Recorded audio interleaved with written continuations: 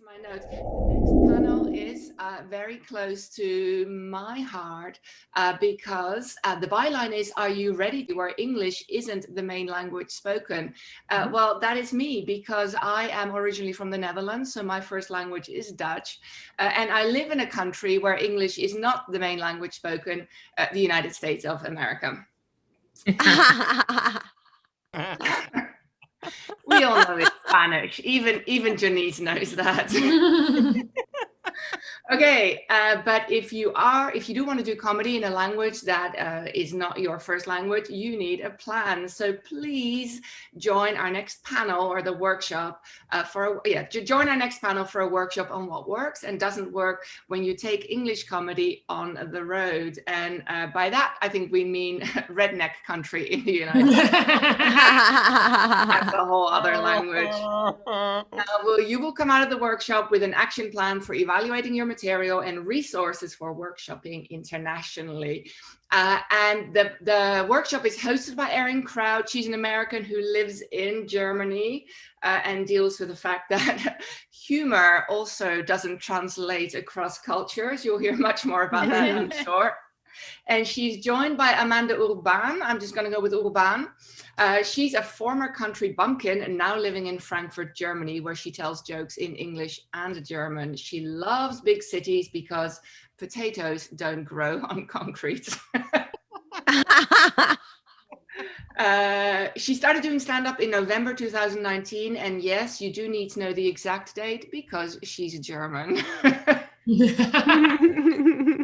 And this was referenced earlier, thanks to COVID-19, which has opened up the comedy world. She has virtually performed in the United States, India, Malaysia, France, and also Northern Ireland. And then they're also joined by another international comedian, Soness Stevens. She is Tokyo-based American stand-up comedian, voice artist, MC, and TED speaker. She's the founder and facilitator of the stand-up comedy writing mastermind, which runs across multiple time zones to serve comedians across continents. So with this very international panel, please, everyone, give it up for the host of the workshop, Erin Crouch. Woo! Bring her up. Yes. We are so excited to be here. I was inspired to pitch this workshop because people often ask me, like, wait, do you do comedy in English in Germany? Like, do you do German comedy? Is there English done? Like, what do you do there? Many American friends asked me that. And I myself was actually surprised to see how the English comedy scene works outside of the United States and England. About me, I've been doing comedy for a little over 4 years. I used to live in Estonia and I did comedy there as well. And now I live in Germany. I've been here about 1.5 years. And I run a show here, a monthly comedy show in the southern part of Germany where I live. And I've performed in Estonia, Finland, and in the Netherlands, all over Germany, in Luxembourg, and in France. And I thought it would be kind of interesting to talk about. It's not so much what Lalita is doing, which is doing comedy in another language, but it's doing English comedy in a country where English is not the language. And I brought Amanda because she has a very special experience of doing both. I've had a lot of experience in talking about doing English comedy and my particular kind of comedy. I'm kind of a feminist comic. And I actually got to be a speaker as part of a Humor for Social Change panel at a conference in Armenia last year. Ooh. Yeah, it was really cool, except that it was me and 15 guys who made memes about dictators. That was something. And I was like, yeah, it's still speaking truth to power when you're doing feminist comedy. And all of them were like, okay. But yeah, so that's me. That's my connection to English comedy. And then the way that this workshop is going to run is that I'm going to talk about the nuts and bolts of it, of basically, you know, the specific challenges that come with doing English comedy in a country where English is not the majority language.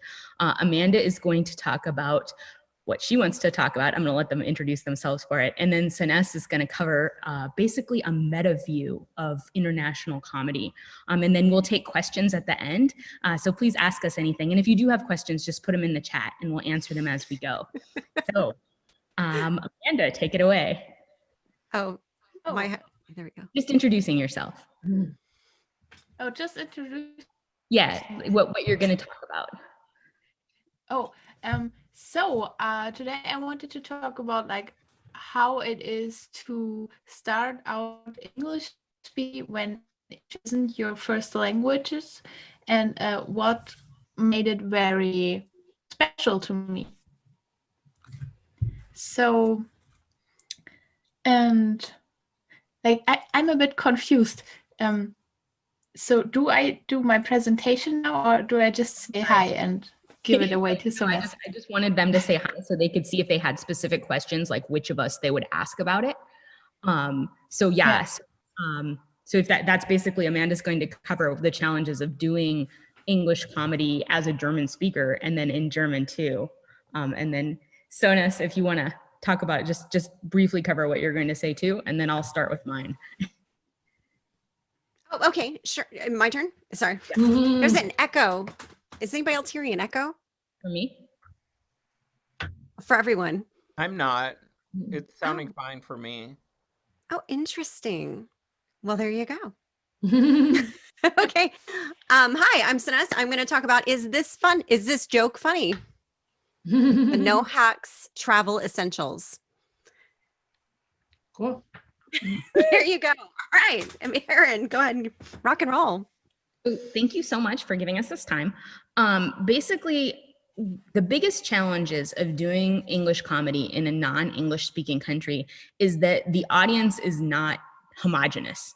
If you do English comedy in a country like America or England, you can assume that everybody who's in there speaks English about the same way, like at the same level. Maybe they don't come from the same part of town, or maybe they're tourists or something like that, but they all speak English pretty similarly. And everybody in there is probably even from that country. But in Europe, that's not a given. Not only do the different countries speak different levels of English, but there are lots of people. For example, when I do comedy in Luxembourg, there is one of every kind of person in Luxembourg. Like I do a show where there are Polish people and people from South Africa and people from Canada, and you can't expect that they're all going to get any of the same kind of references or even understand English the same way. So that can be really challenging. The next thing is regional accents from the comics themselves. Americans are kind of lucky because if people are familiar with stand-up comedy, chances are they've seen American comedy. And so American accents are what people are kind of used to listening to when they think of comedy. I opened for a Scottish guy in Frankfurt recently. And not only did he look like Pennywise the Clown, but I could I could not understand what he was saying at all. It was kind of terrifying by the end of the show, but you could see at some points the audience were just like, what's happening? And there's also, of course, and this is something you kind of expect, but you don't know where you're going to run into it. They're like word challenges, right? Like the classic ones are British ones where people say things and you're just like, wait, a biscuit is a cookie? But they still can they still can surprise you. When I had a really joke that I really loved when I first got to Germany, and it hinged around the term vape pen. And I couldn't figure out why the joke kept failing all the time. And it's because they don't call it a vape pen here. They call it an e-cigarette. And people knew what it was, but it wasn't funny for some reason if they had to think about what that actually was before they got the joke. There also tends to be, if you're doing English comedy in Europe, there tends to be a lot of tourists in the audience because there'll be like an English-speaking person who's on vacation in Berlin, for example, and they think it might be fun to go to a show. So they're actually French, but they want to see comedy in English because they don't speak German. And so these kind of crossover people, I've done shows. When I was in Estonia, I did an entire show that like didn't have any Estonians in it at all. It was just random tourists. And that can be hard to deal with for sure. The other thing is that in the US, stand-up is pretty familiar to most people. Like even your parents, like even if they don't watch stand-up, they know what it is.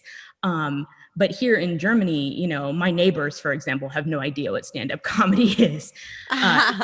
It's very new here, and it's not just new that it's in English, it's also a new idea in German. Like German has like kind of, vaudeville and cabaret acts, and they're not unfamiliar with live entertainment or anything, but the idea that one person just gets up there and tells jokes can be a little new. And I've done many shows here in Germany where almost no one in the show had seen a lot of comedy. Like maybe they'd seen one or two shows, and there's been a few where nobody had ever seen stand-up comedy before. So if you are someone's introduction to comedy, that's a different kind of experience. It's a lot of pressure. It is, yeah. Also, you have to deal with local responses, which vary. Like, what do people do when they like something? In Estonia and in Finland, people tend to be pretty reserved. And they think it's kind of rude to like respond like loudly and, kind of let themselves go. And also they feel bad for you if you're not doing well. And so they'll kind of maybe cheer along, like clap or whatever, just to make you feel better. And those are not things that people in America do at all when they like or don't like comedy. They also sometimes feel like they can get up and walk around. Like they don't realize like what are the norms for what happens here during this show. Maybe they are used to getting up and getting a drink, or maybe, I'm on mute. What? Oh, no. Dina said she was the loudest laugher. She said on mute. Okay, sorry. I was like, what? No, don't lose these pearls of wisdom that I'm dropping. Yeah, so people can get up, or they might want to talk to each other. They might not realize that would be rude to everyone else. Like they've never been to a show before. Maybe just like the TV is on, like you're the TV, and they're just having a drink with their friends. They don't know what to do. And this also plays into crowd work. Crowd work varies dramatically, like how much people like it, how much you can get an audience to give back. In Estonia, I used to open sometimes for comedians that came from other countries, and it was like really funny. Like we would get big name people from the UK. Actually, Jimmy Carr was there. Like, yeah, it was pretty awesome. But they would always they'd be like, okay, anybody here ever woken up with someone they never saw before? Who's done that? And they'd pick someone out of the crowd and be like, you, sir, have you woken up like that? And that person would be like, and like the comedian would just lose it, right? Because he's like, what's happening? Like, how come no one will do this? One of my favorite things that happened was there was a female comic, and she wanted to do one of those Dirty Dancing's Time of My Life jumps. And she called this kid out of the audience, this Estonian guy who was maybe 19. And she's like, now I've had the time. And he had no idea what was going on because he was 19 years old. He's never seen Dirty Dancing. He's an Estonian. And he did not know that she was going to run up and jump into his arms. Oh. So that was one of my favorite things that ever happened with that. There's also, I am not much of a crowd work person, which I feel like has actually served me pretty well in Europe, because then I don't have to worry about how people are going to react to me calling them out on different things. Yeah, it was pretty funny. What else was I going to tell? Oh, yes. So shows themselves can be different logistically here. They tend to have a break in the middle, which is when everyone buys a drink. In the US, we usually don't necessarily have a break in the middle. And the pool of audience is a little bit different. Like if you live in one town, so I've been living in the same town for a year and a half, and pretty much everyone who wants to see English comedy has seen me. So if you're not going to travel, you need to bear in mind that you're going to have the same people coming back all the time. And in the US, that's pretty different. Like I had a mic in a show in Seattle and in Tacoma and in Portland, and you could come back to the same bar and do the same material, and the vast majority of people would be different every time you did it. So that's something in Europe, is that the entire pool is smaller. If you're in Germany, your audience isn't everyone who's in Germany. Your audience is only English speakers in Germany that also like live comedy, and that can be tiny. Yeah. Finding your local comics, finding the people who will be doing comedy with you. Facebook is still a tool for that, and a lot of people in Europe use Facebook, but other people use like WhatsApp groups. That's a lot more common here. The Luxembourg comics that I work with use WhatsApp a lot more than comics did in the United States, at least that I've noticed. And reaching the potential audience can be harder too. If you have rules against, like in Germany, actually, you're not allowed to post posters in a lot of places. And if you do post them, you have to take them back down again after the show is over. So that can be a little bit difficult. Yeah, and so what I want to talk about specifically, now that I covered the problems, I'm almost done with my time here. I wanted to talk about problem solving, right?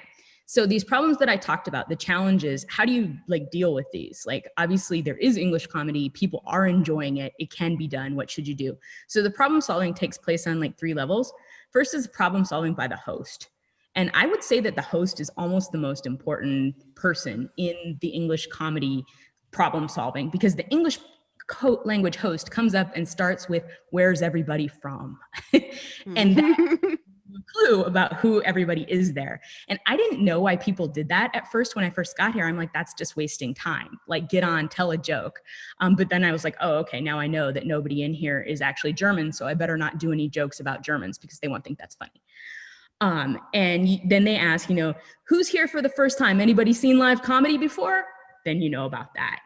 Then they also set the tone for what people are supposed to do. So they say things like, you can get a drink in between the first and second halves. Please tip your bartender. They don't say that because it's Europe, but you get the idea. They give directions on how the audience is supposed to behave. And if it's an audience that is really unfamiliar, like it's a new venue or something, the host can be very explicit about what the audience is supposed to do. Like, feel free to cheer if you like what they're saying. Feel free to make noise. Please don't talk to your friends. Those kind of things. Or we'll be passing around a tip jar at the end of the second half. Please put it if you like this show. Those kind of things are a lot more explicit in the English language comedy. Then there's problem solving by the comedian themselves. And that is things like your timing. If you feel like people aren't understanding you, you need to slow down. If you are trying to, if you think you want to try a joke that takes a cultural reference and you just want to explain it first, I have a joke that involves selling your plasma, which is something that nobody does in Europe, obviously. And so I'll start with that, like, America's so great, you can actually sell your body parts for money there or whatever. And I go into it first. And that helps it out. And also problem solving by the venue. The venue also sets the tone, and the venue ideally is supportive of having comedy there, even if they haven't done it before. And they'll do things like, okay, I'm not going to run the blender while you're up there. And they'll also put out good signage so people aren't surprised.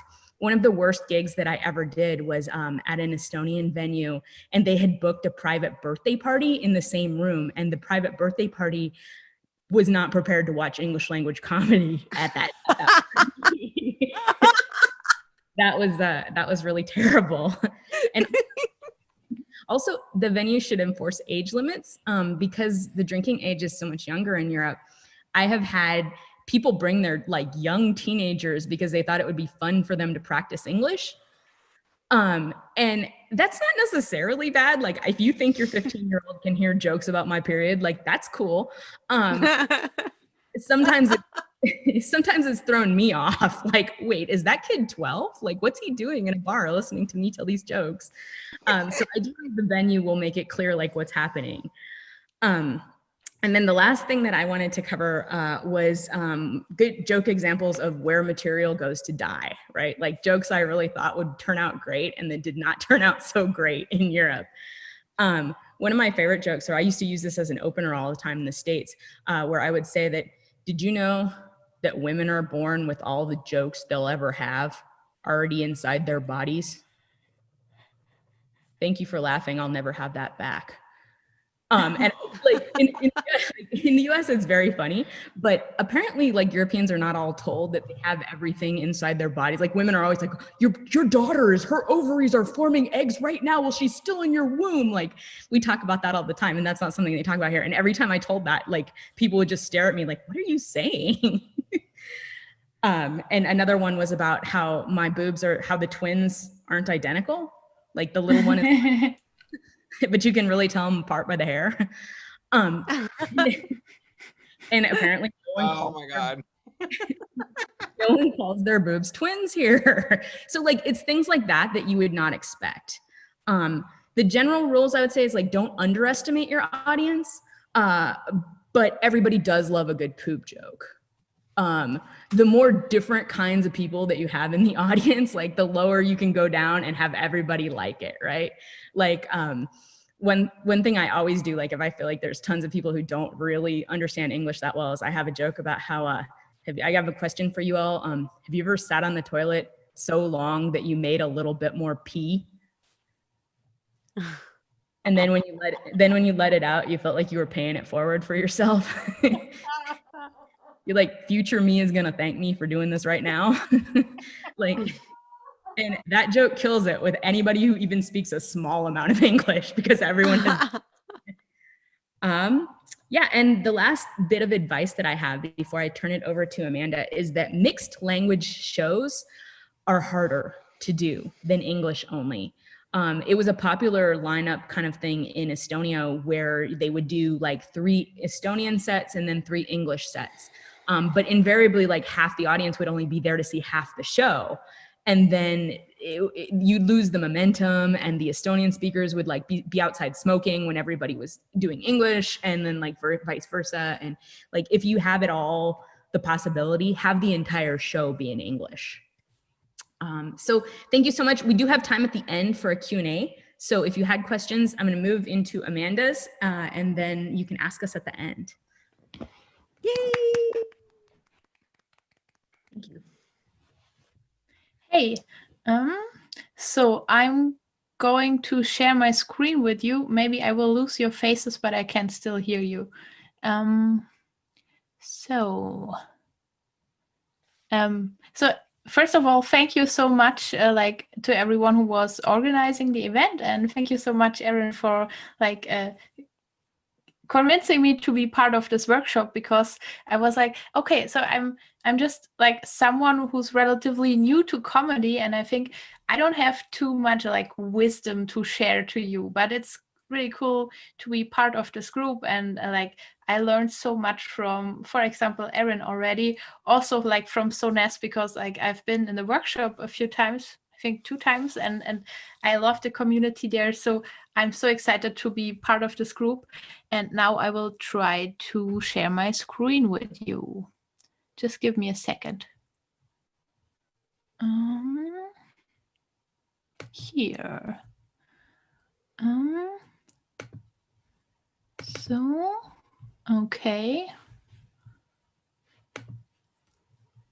This is the first time I'm doing this, so thanks so much for your patience. Ooh. Looks good. So, Zoom is in my way to sharing the presentation. Perfect. Okay, can you see it? Yes. Perfect. So, you were so nice to already introduce me. I already forgot that I had given you these few lines to say something like about me. My name is Amanda Urbane, and since I don't really know what to like how to introduce myself, I thought I'll just pick someone who isn't as self-conscious right now, because this person is like banned on video. So that's me, and I'm going to show you this video so you can maybe get an idea what like part of my comedy is about. So I'm just someone who started doing comedy 1 year ago, and my topics include like how it is to be like a 30-year-old woman, how I see my body, how I see family, and lots of observational comedy, like lots of stuff I see when I don't have anything to think about, and just stuff that pops up into my mind. So I'll just play this quick video to you.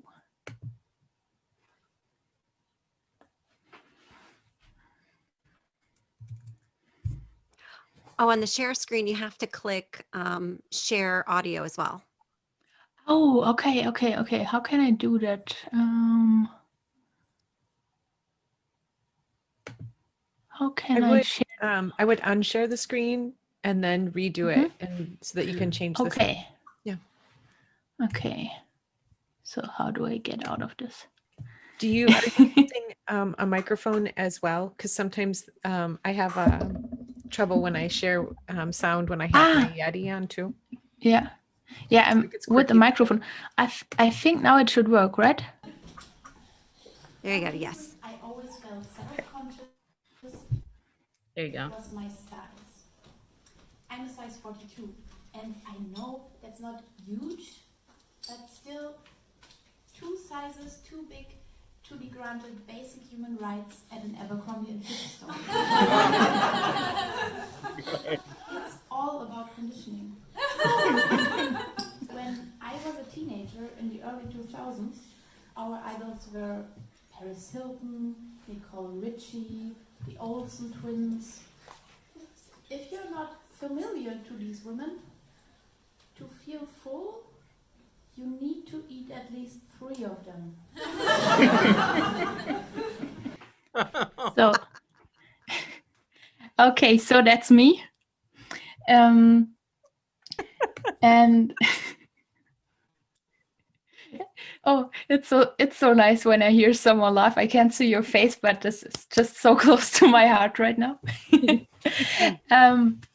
Yeah, so like, who am I, and how did I actually get the idea to do comedy in English? Because that's the only thing that's maybe a bit uncommon about me. Like, I'm your typical like blonde white girl, but I'm also a German who started doing English stand-up in a country where English isn't the main language. And I am familiar, of course, with German, but actually my first steps in stand-up comedy were in English. And there is stuff that's really great about that, because when you perform in a language that's not yours, but in a country where you're very familiar with the people, you usually wouldn't think twice about like your identity of someone who lives in that country. So I didn't have to leave Germany to think about how it actually is to be a German, because I wouldn't just like go to a German audience, do comedy in German and say, oh yeah, I'm German, that's like nah. But it's really cool to see like an international audience reacting to how you perceive yourself as a German. And that's I see so many people like making jokes about German people, but when it's actually from someone who is from Germany, it's like a total new perspective. And I really love to hear all the jokes that the expats have about Germans, and I bring my jokes about Germans, and it's just like you meet in the middle and you have lots of fun. Another thing about like doing comedy in a language that is not your mother tongue is like an invitation to not be perfect. And I think when you tend to overthink lots of stuff, and I'm like a typical overthinker because I'm German. I know, for example, like my German accent is part of my persona. So I don't have to give a shit about that. I don't have to feel self-conscious about not being perfect. And I think maybe if someone had told me, hey, let's go to a German open mic, I wouldn't have done that, because I just would have gotten too much in my head. And what was the last thing I wanted to say?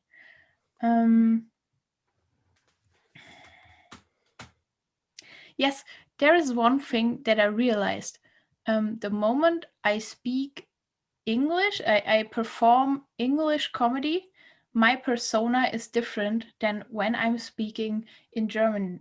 So it's like an invitation. You just get this present of a total new persona, and that's what I love about doing stand-up in English.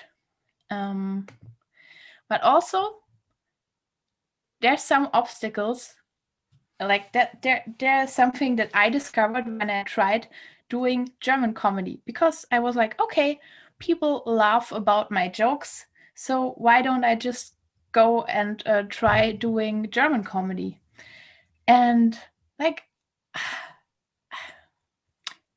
I know that people like me, so I went to a German stage and did German comedy, and I bombed really badly. And I was like, why is that? You know, it's like when someone who has always been told, "Oh, you're so pretty," like gets rejected for the first time. I was just like, what is wrong with those people? I am funny. And then I realized I was too spoiled by the English language actually, because in English you can make your bits short and sweet because the language is just designed to be that way. What I realized when I tried to translate English bits into my mother tongue, they just started growing and growing. And the only solution I have to that basically is just to invent total new bits. I don't do any translating. Like my German and my English sets are like mostly like totally different sets. Also, the German grammar sucks when it comes to the put your punchline at the end, because like it's like a battle. You have to battle so many like prepositions, and your like arch enemy is the verb in the German sentence, because it always wants to be at the end, and that's where your punchline has to go. So you always have to like make this strange construct so the sentence even has the punchline in the end. And the last thing, and I don't have any solution to that, is like I realize that I don't have a likable persona when I'm performing as a German on a German stage. I don't know what's wrong with my German persona. Like, what's wrong with this other Amanda? Maybe I should have a few beers with her. Yeah, but I think the good, like, since I know, like, the English language has told me so much about how to do stand-up in a good way, like be short and sweet, put the punchline at the end, and know your persona. So I think like I will work on my German persona, and maybe it will lead me somewhere. But to be honest, I just love doing stand-up in English, and even like through COVID times, so many people couldn't go travel, couldn't like really go outside, and English just opened up the whole world to me, and this just amazed me so much. Yeah, but that's basically everything from me. So, and I love to connect to you. I will follow each and every one of you on Instagram or anything. I just love stalking people, or I'm German, so I'm good at research. Yeah, so, and I'm really thrilled right now to hear from Soness. Thanks, everyone. Woohoo! Give it up for Amanda. I love it. A German stalker. How original. Like, oh, That's how we do it. Yeah, that is how we do it, isn't it? Right. Well, stick around because I'm going to give you some really practical tips as well. And we're also, I know Amanda, Erin said we were going very meta. We will go meta. But we're also going to have a lot of fun with this. If you can unmute yourselves, because I feel quite lonely. I'm a performer. I'm used to, I need the applause. All right. Thank you. Amanda's like applauding in silence. I love that. Yeah, I feel like I'm performing in Japan. Everyone's so quiet. All right. So we're gonna have a lot of fun with this. So, is this joke funny? No hacks, travel essentials. just to get you rocking and rolling with it. I'm an American. I've lived in Japan for 24 years. Yeah, in Japan, I've gained a lot of acclaim as a voice artist. I have so many voices in my head. My therapist calls it multiple personality disorder. I call it. I got into this because you know how people say, "Oh, wow, you've got a great voice. Have you ever considered getting into voice work?" Right? Yeah. People say that to me. Never. I have a voice that's so high that only dogs and small children can hear it. As a woman, I get paid less to do voices, even when I'm doing this voice. My specialty is high voices.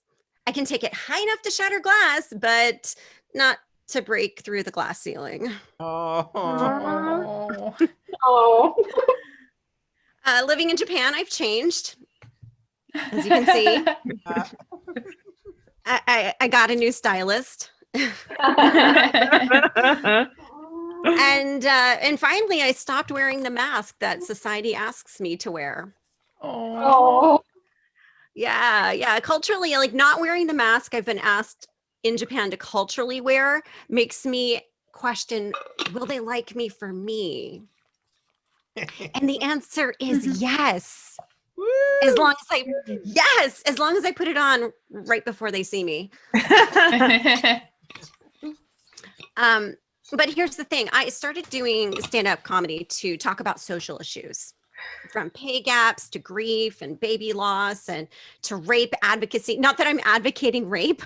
I'm advocating consent and support, not for the rapist, but it's so complicated. If you really want some more information on that, go ahead and check out my talk and my story, Dinner with My Friend's Rapist. Again, I'm not advocating for the rape. This just sounds bad. All right, let's move on. Social issues. It's kind of hard in Japan because typically Japanese don't talk about issues. They don't talk socially either. Quietest trains on earth. So here's a foreign woman. I want to shine a light. I want to make light of life. And sometimes I can't tell if the audiences are judging me, which they are, or polite, which they are. And doing comedy in another country is easy as long as you speak the language natively. And you're a native. And you're a man. I've performed around the world, both on Zoom and in real life. But not all audiences connect or relate to your jokes with factors such as language, culture, perspective. So today we're going to take a look through that. How do you create comedy that expresses the essence of who you are and still connect with audiences while abroad? Comedy that doesn't get lost with your luggage. And get a global perspective. Thank you. And gain a global perspective while maintaining your perspective. And this is a real challenge when you're abroad. So, by the way, speaking of perspective, this map, do you know what this map is? Anybody want to guess? Venture to guess. Come on. Antarctica. Woohoo! That's right. It's an Arctic perspective.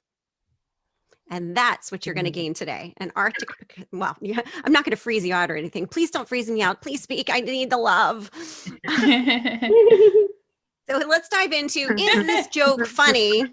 No hacks, travel essentials. As a founding, after founding the stand-up comedy writing mastermind pre-pandemic, growing to almost 700 members, from around the world. I mean, we've got people from China, Russia, Singapore, Malaysia, New Zealand, Australia, Canada, US, Hawaii. Anyways, I've discovered I keep going back to the same 4 questions. So we're going to go run through these 4 questions. Feel free to take notes if you choose to, or feel free to ignore it because most Americans do when they travel. So number 1, is this joke funny? What is funny? I mean, not the obvious funny, but what is inherently funny. And we want to look for what's at the heart of this joke. And so when you're traveling abroad, you want to look not for, a lot of people do this, do not look for the common joke, look for the common human experience. And that begins with emotions. Oh, emotions are beautiful, aren't they? Mm-hmm. And what is not funny? So a lot of times okay, let's first take a look at what's not funny. There are certain jokes that are inherently unfunny. You don't tell jokes about Nazis in Germany, do you? Erin? Sometimes. Amanda? Like Sometimes. yeah. All right, well, let's just put that one out there. I wouldn't tell jokes about Nazis in Germany. Yeah. And you don't talk about Hiroshima and the atomic bomb in Japan. And you don't tell jokes about dead babies. Speaking of babies, holding someone's baby is like valet parking their car. You get to test how good it feels, but you can't take it home. If it goes beyond 3 feet, it's a crime. The average family in America has 2 kids. So far, I've had half a kid. Well, I've had 4 if you spread it out across the 8 attempts. I can't have children. People say dumb things to me. I've suffered from multiple losses. And people say dumb things to me like, oh, Soness, at least you can get pregnant. Oh, Lindsay, you've been unemployed for 8 years, but at least you've had interviews. Yeah. You don't get paid for interviews. What's the rent? $1,400 a month. How many interviews is that? So here we go. When we start to look at, these jokes, even if there's some things that you say, like, don't talk about these things. Once you start to look at, what is inherently funny, it is the emotion that we all relate to as human beings, from the emotions of anger and sadness and frustration, all the way over to joy and elation and love. I mean, these are beautiful emotions, and there's nothing that's negative or positive about it. It's all just this mixed, beautiful consortium that makes the rainbows that prism our lives. Once we dig into that, that's when we connect on a human level, no matter where we are in the world. That is the key to connecting with your audience abroad, and maybe at home too. All right. Number 2, what's the underlying truth? It's easy. It's easy to make localized material, and it might actually make people laugh. And I've heard this kind of joke like a million times from visiting comedians. Oh yeah, Japanese trains are crowded, like sardines in a can. I got groped by a guy. It's the first time I've been touched since I arrived. So these kinds of things is like, well, what's the underlying truth? This is the obvious statement. We all get it. Japanese trains are crowded. I mean, you see pictures and videos on the internet of people shoving them into trains. But the question is like, what's the underlying truth? Where are you in all of this? Even if you're a tourist, be vulnerable, be real, be you. When you find what you really want to say, you can build your set around it. So let's take a look at this. So, when you find yourself in there, and trains are funny, they're inherently funny. There's, most Americans drive by car. We go by train everywhere. I got molested by a groper on a train. When I tried to report it, all the women told me to get off. Well, that's what he was getting off. But they wanted me to get off the train because in Japan, the biggest crime is creating social awkwardness. Ooh. Rather, one woman feel molested than 20 train passengers feel uncomfortable. Could you be quiet? It's making us feel a little uncomfortable. Yeah, social awkwardness. Yeah. It makes me wonder what I could get away with on a train. Why struggle to make ends meet? Maybe I could just rob people. Like, sure, you're molesting me. I'm just robbing this lady. Yes, yes, she's lost her money. I've lost my dignity. But if we all keep our voices down, no one needs to feel awkward about it.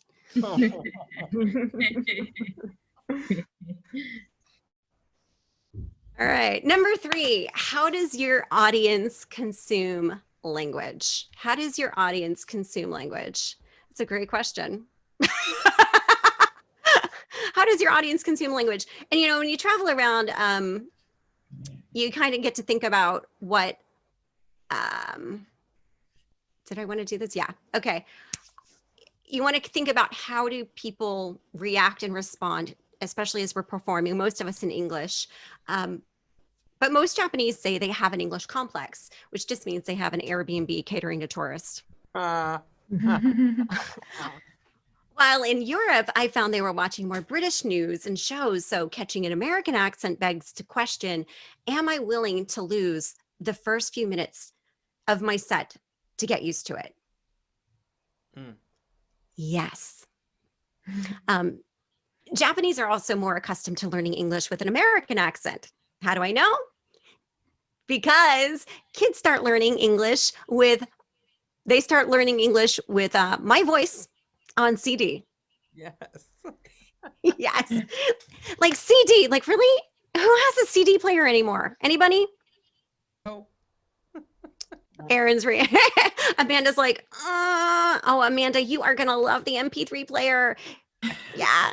It's like having 500 CDs in your pocket. With a press of the button, you can change the CD. Japanese often have a hard time understanding my Japanese. It's not the accent. I've lived here for 24 years. It's the blonde hair and blue eyes. So you got to start where your audience is with pace, lead. Yeah. So even in English, doing does anybody here do comedy online? Mm-hmm. We all do. We're here. What do you think?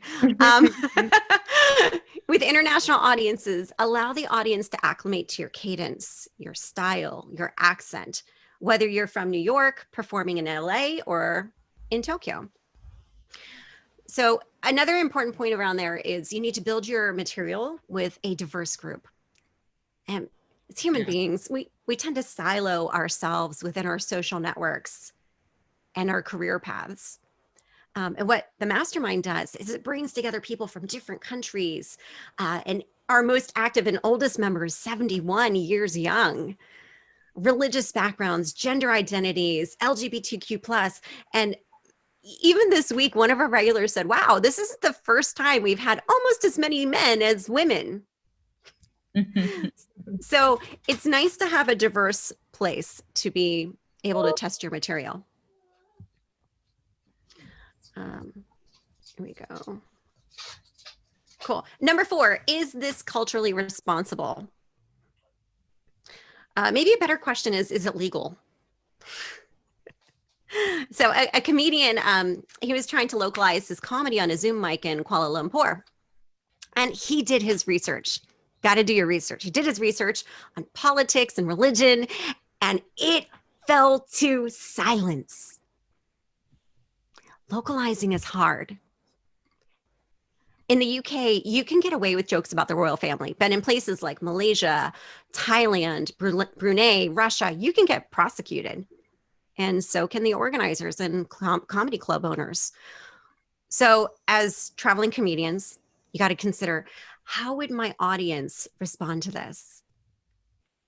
Do I care? Know your role. You're an outsider. Don't make assumptions. And check in with locals. Do a gig before before your main gig, just to test out your material. Mm-hmm. And instead of localizing with current topics, oh, and by the way, Americans, nobody cares about the American political scenes. Try to get familiarity with what gets them on board. Change the name of the supermarket to a local one. Riff on something that's theirs, not yours. So take it to the next level. So again, I just to go through those 4 questions again. If you want to write them down, you're welcome to. What's inherently funny? Actually, let me kind of take a step back for a second. I mentioned I got into comedy to talk about social issues after going through multiple baby losses. I wanted I wanted to create a connection through the ridiculous things that people say and educate, because when people are laughing, they're learning. So I start with what's inherently funny. What's unique about it? And it does boil down to that emotion. No matter what you've experienced, we've all experienced grief. We've all lost jobs. We've all lost friends, partners. We've been disappointed. And that's a commonality. When we find out what's unique, what's the underlying truth. And when we move into how does your audience consume language, and by audience, I mean others who've experienced what I've been through, and making it relatable to those who are familiar with the language of loss, grief, suffering, and this exact way to make it relatable. And then when we look at, is it culturally responsible?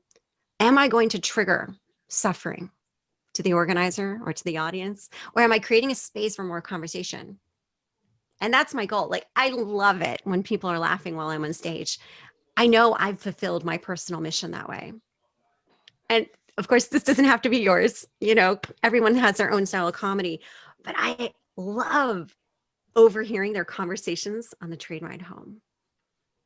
That's how I know I've made an impact and I've completed my mission. International comedy isn't about just making people laugh. It's about creating connections like we have today.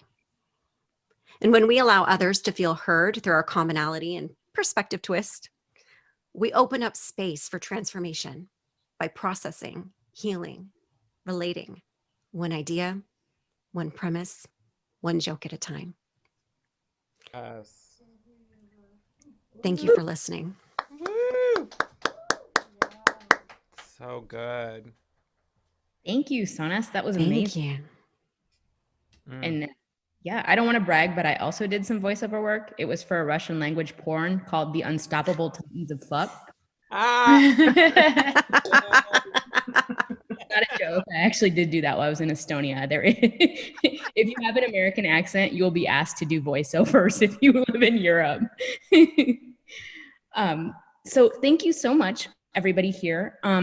What we'd like to do now is open it up for Q&A. Does anybody have questions?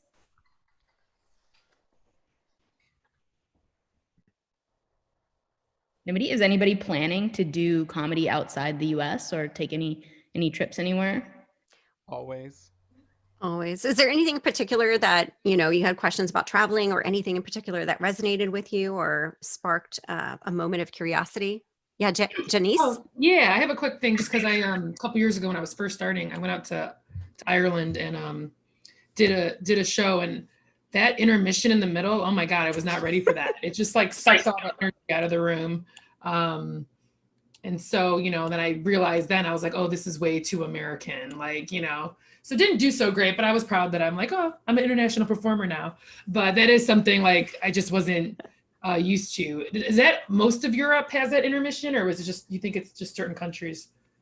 Most. I don't know about, Every place I've done comedy. I tried not to do it in my own show because I don't like it. Right. But the bar didn't like it, first of all, because they want to have the break where everyone buys the drinks. Yeah. And everyone who had been to a comedy show expected it. So I do it now, even in my own show.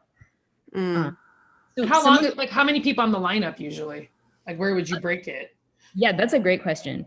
I find that people here in Europe tend to make it longer than we would in the States. Like in the States, like 3 or 4 comedians is a good amount, right? Like you have somebody who opens, you've got somebody who's doing like a 10, you've got someone who's doing a 15, and maybe you've got a headliner that's like between 25 and 30. But sometimes I've been on shows here with 8 comedians, which I feel like is like a marathon. And also a thing that people do here that I hate, which is where the host does a bunch of time between each of the sets. Oh yeah. That's like my personal nightmare, where it's like the same dude like coming back up and doing it again and again and again. And I'm like, come on now. People do that. Keep it moving. Yeah. Are the sets the same length? By and large, I mean, when you're in a mic, you might have between 4 and 7 minutes. I feel like in Europe, there's like more of a tendency to give people more time than they can handle. just because people aren't as experienced. So sometimes you'll see someone that is just dying for 7 minutes straight, and you're like, oh God, just put him out of his misery, you know? But, you know, and headliners tend to be longer. In Germany, there's this kind of thing that they do with cabaret or whatever, where it's like one person who does a whole show that's like sometimes more than an hour long. And they do like, they play music and they like juggle and they're like ventriloquists. They do all this stuff. And like, they think like, oh, it's normal that a person can do like an hour and a half by themselves. And that's to me like a lot of one person. In Seattle, you could headline with 25 minutes. But here in Europe, that is not the case at all. Like people are like, oh, can you come and headline? And I'd be like, yeah. They'd be like, okay, you're going to do 45 or you're going to do like an hour 10. And I'm like, Right. I'm not doing either of those things. In New Zealand, it's you know, very similar to Japan. You know, you get like 4 or 5 minute spots, and then you get like 8 comedians, and then you get somebody who's got like 7, and then somebody get 10. I was in Christchurch, and it was for my 11th anniversary, so of course I had to book shows at the same time, right? And yay, Jessica, and our 11 years with our partners, and so we went out to a movie, and not only do they have intermissions in the comedy shows, there was an intermission in the middle of the movie. Mexico does with that. When I grew up in Mexico, which is what I actually missed about like when I came here to the States, when the whole movies, I remember when my first movie, I was waiting for the intermission because I had to go to the bathroom. Like, what the fuck? But Mexico does that. Like they do an intermission in the middle of the movie, you get a bathroom break, you get to go like refill your snack. I was like, oh, like. Did they wait for everyone to come back in, Jessica? I was literally the last person in line for the toilet, and there was one toilet for both male and female, unisex toilet, and I was the last person in. That intermission took like 35 minutes, and they waited to start the film for me to come in. Oh, wow, that's really nice. No, Mexico don't give a fuck. They're just like, oh, you made it, you know? We shall start without you. I have a question. I thought you brought up a really nice point that you were just like, hey, kind of do your research. Because I do think that throughout cultures in different like countries, like the thing that slaps here is not going to slap the same over there. I've gotten this from, I have a lot of like, I came into contact with just having a lot of Eastern European friends. And so some of the kind of like nuances of American comedy, they were just like, yeah, that's not funny. And theirs is very, I don't find it funny. They're very misogynistic and kind of like rapey. And so I was just kind of like, oh yeah, I guess, you know, I thought about like, hey, if we ever had to take a show over there, what do we all have to just kind of like filter and change? And my main thing is just like, I guess we can't have women because you all make rapey. No. Yeah, I was just kind of like, oh, that's a really nice point that you brought up, because I think that it's something that like even sometimes here in the States when you go to a different state, I also encourage like comedians to do their research of like the demographic and like the kind of things that people are just kind of like into in that area, because you know, especially in the Chicago, like comedians, like we live in a very like progressive bubble. And once you go, like, and I found that out, like even going to Austin, even though, yeah, Austin tends to be a little bit more progressive leaning, like it's still Texas. Yeah. It's funny you should come to me to Eastern Europe. I do comedy in Russian sometimes. I speak Russian. I did. And for them, the main thing that they find funny, like Amanda said, like my joke, I can't like really translate my jokes. Like they don't want to hear American jokes in Russian. Like the funniest thing for them is seeing an American woman who speaks Russian. Like they just think that's like really, really funny. And like those kind of jokes like about that are kind of, we can't even like really move past that in my set. One thing I did have in my notes that I forgot to say before was kind of resources for learning about international comedy. And one of the best ones is, of course, Soness's Mastermind class, which is an online comedy writing workshop where you can punch up your jokes with a bunch of international comedians. And she runs it in a bunch of different times so that you can get in, you know, it doesn't have to be 2 a.m. your time to talk to people in Australia. But there's also a Facebook page called Displaced Comedians that has a bunch of comedians from different places on it, and different shows all over. And the Russian comedy scene has changed so much. Like even the last show I did in Russian was in Riga. Like I used to live in Estonia, like I said, and the Baltics have a heavy Russian population and they have their own Russian stand-up scene. And it was, it's changed a lot. Like, yes, it is full of misogynists. So is the German scene. But yeah. Yes. Scene. Oh. Yeah. I did this joke about my period where I said that like my favorite way to have a vagina is medium rare. And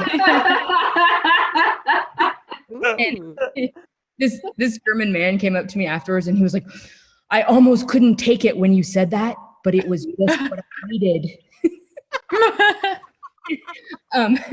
So people are growing, you know, they're moving up. So. And to bounce on what Erin was saying, and to further your question, Jessica, there's, you know, everybody who comes to Japan does a joke about the washlet. Everybody. Like if I hear one more joke about a washlet, like, you know, it's a toilet with a bidet.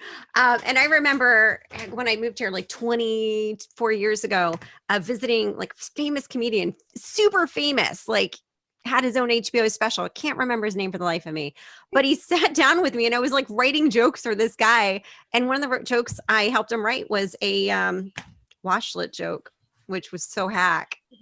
But everybody who comes does it. So try to think less around that. And when we do comedy, both in Japanese and English, being a foreigner, they want to hear like, there used to be a TV show called Koka ga Henda yo Nihonjin. This is the strange thing about Japan. It's always like, here's what's strange about your culture. But if you come with your own observation, it becomes hilarious. Trevor Noah did this, and I know we've got no time on this, so I won't go into it. But he's the only visiting comedian I've seen do it well. Just like really put yourself in there. When you put yourself into that situation, rather than I was sitting on the toilet, it just becomes inherently funny.